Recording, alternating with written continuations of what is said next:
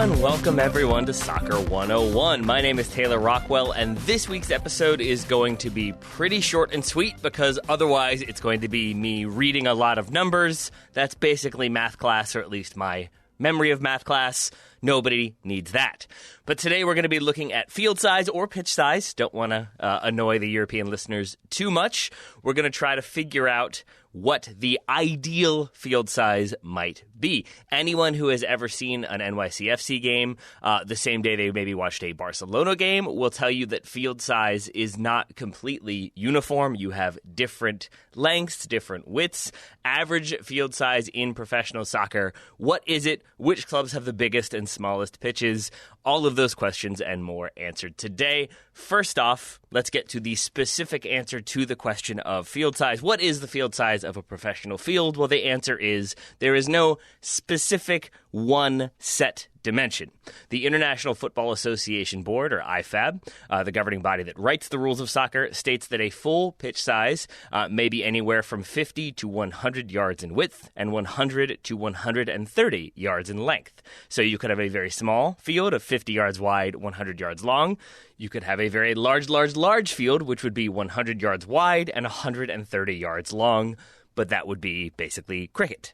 But those dimensions pertain to more so amateur fields, basically what it takes to make an amateur game an official game. On the professional side, for international matches, the field dimensions are more tightly constrained. The goal lines for international games must be between 64 and 75 meters wide, that'd be 70 to 82 yards, and the touch lines must be between 100 and 110 meters long, 110 to 120 yards. So we get even more specific, even more defined. And it seems to have been unofficially agreed, if we're looking at sort of the usual, typical field length for professional games, the world's biggest clubs and leagues seem to have agreed that the pitch should be 105 meters long, 68 meters wide.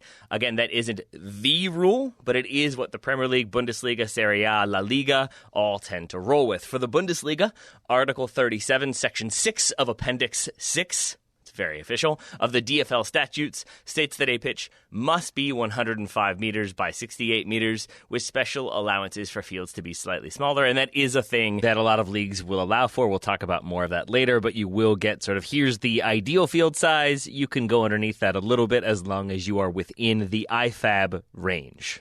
La Liga goes for those same dimensions of 105 by 68 meters. The Bernabeu of Real Madrid and the Camp Nou of Barcelona are that exactly. Atletico Madrid would be 2 yards wider, which is surprising to me. I assumed their field would be smaller because they want to play compact, but maybe that gives them more room to counterattack. So Atletico aside, I would say the biggest stadium, some of the most famous stadiums in the world, aside from the leagues I've already mentioned, also go with the 105 by 68 dimensions. Parc des Princes, home of PSG, does. Johan Cruyff Arena, Ajax's home stadium, does. So too does the Maracanã in Brazil, La Bombonera of Boca Juniors, and El Monumental of River Plate, and even Estadio Azteca in Mexico. Though sometimes I think the American players, when playing there, would wish that it was maybe slightly smaller so you could be further away from that crowd.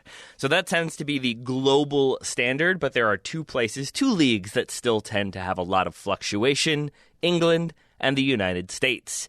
Draw your own conclusions about that being the case. We will talk more about those two leagues and the sort of fluctuation we see in just a moment. But first, a word from today's sponsor. This episode of Soccer 101 is brought to you by ExpressVPN. ExpressVPN creates a secure encrypted tunnel between your device and the internet so people cannot peep on your online activity.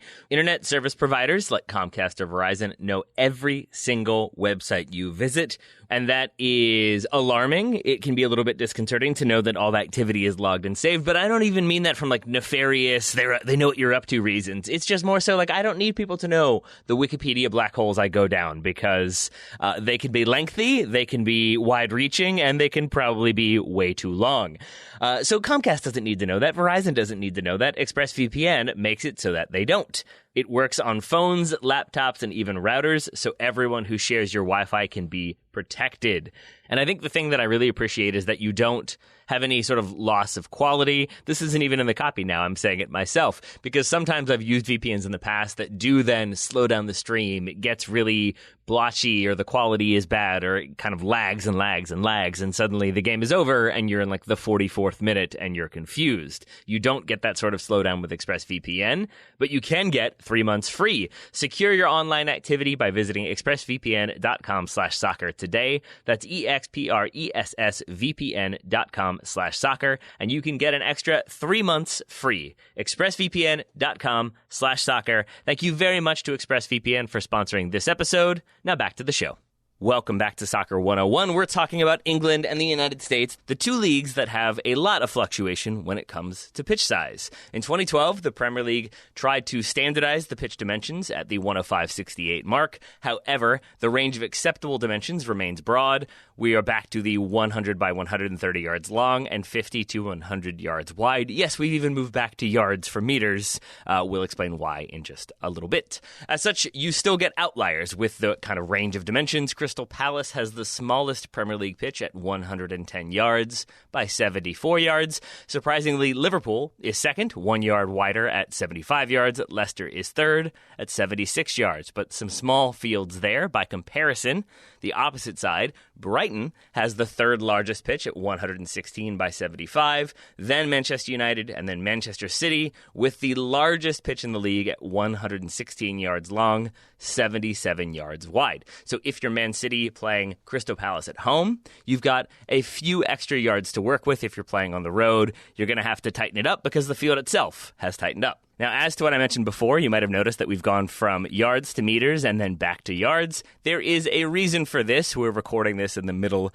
of the 2020 Euros. England still alive, and we're getting lots of references to It's Coming Home, Football's Coming Home, that song, and everything around it. And while it can be a little bit tedious, there is a reason why the English feel entitled to sing that song, because they are the ones who invented the game. I hesitate there, but they definitely made the rules for it. And because of the role of the British Football Association in the history of the game, the dimensions of the field of play were originally formulated and expressed in imperial units. Since 1997, the laws of the game have preferred metric, with imperial equivalents given only in brackets. But since the British used the imperial system and the Brits were the ones writing the rules were written in the imperial system. Because the actual values have in general not changed since the early 20th century, they tend to be round numbers in imperial units. For example, the width of the goal, unchanged since 1863, is 8 yards, which is 7.32 meters. So you do get a little bit of adjustment there, and it does get weirder when we go back to the meters mark for establishing our standard, but that's why you have that disparity there. Not surprisingly, England continues to track field size in yards. So too does the United States, and that gets us to Major League Soccer. Major League Soccer features a good bit of variation as well when we come to field size. Yankee Stadium is, not surprisingly, the smallest in the league at 100 yards long and 70 yards wide. That makes it 10 yards shorter and 4 yards narrower than the smallest pitch in the Premier League, which was Crystal Palace. FC Cincinnati, Seattle, and the Chicago Fire are the other teams on the small pitch side of things. Many MLS teams have standardized and go with 125 yards by 75 yards, which, my calculations confirm, is not the equivalent of 105 by 68 meters. It's instead around 110 meters long and around 68.5 meters wide. See, now we're getting into the listing of numbers.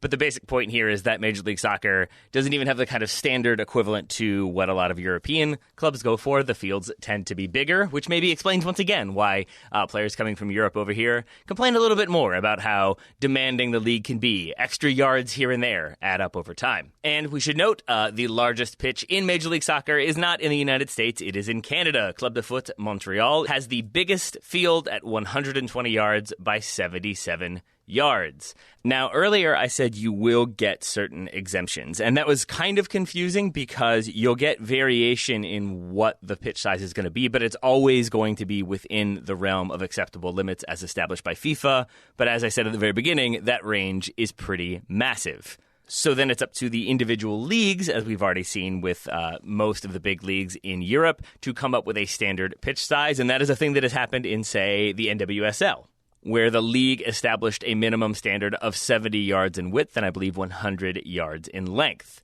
The problem can then be when you have high-profile instances of that not being the case, which is what happened in July of 2016.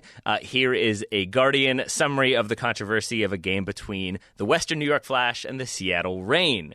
Ordinarily, the Flash play at nearby Salins Stadium, but due to a 90s throwback concert featuring TLC, of course it did, the match was moved to Frontier Field in nearby Rochester, New York, the home of a minor league baseball team. The Flash said the field measured 100 yards long, that's good, by 58 yards wide. Not great. That does meet the FIFA minimum standard. It does not meet the NWSL standard, and if you can find clips of that one or photos of that one, it is pretty absurd. It looks like it should be a 7v7 field, certainly not 11v11, and certainly not 11v11 in a professional league where the players are, it stands to reason, professional. We should fund women's soccer, is I guess what I'm saying. And to their credit, NWSL did, I think, immediately admit that this was probably not a great idea. I'm going to assume high-profile responses from high-profile players talking about feeling disrespected and how the league isn't taking things seriously probably help push them in the right direction. So, as I said, you do get certain exceptions, but they always have to be within the range of the FIFA rules, which are the IFAB rules. See, it gets complicated once we start talking about rules and numbers and things like that. But the gist would be that for most big competitions, we're in the Euros right now, that European final is probably going to be 105 meters long, 68 meters wide. That's going to be the case for the Champions League final, for most of your Premier League games, for all of your Bundesliga games, and most other high-profile competitions you're going to see. 105 by 68 is the sweet spot, if not the official must-be-followed sweet spot. And with that, we've come to the end of today's Soccer 101 episode. As I said, a shorter one than usual, though still probably lengthy with numbers thrown in.